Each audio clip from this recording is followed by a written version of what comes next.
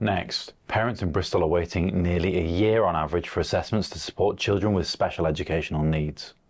Latest data shows it's taking around 50 weeks to finalise an education, health and care plan, well beyond the legal 20-week deadline.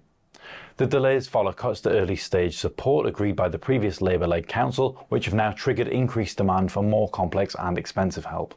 Just 3% of assessments were completed on time in March, up from 1% in February.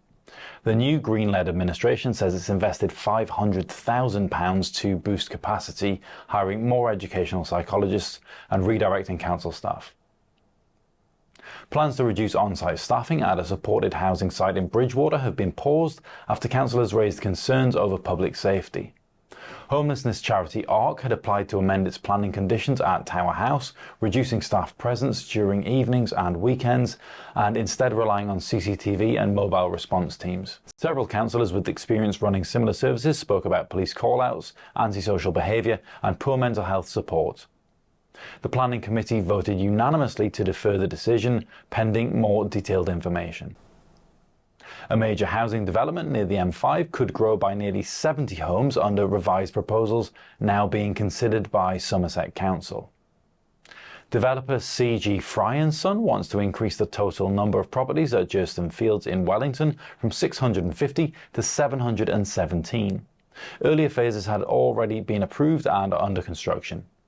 The latest plans include 84 affordable homes, additional green space and a pump track play area. The land for a new primary school remains protected, though a separate school recently opened nearby.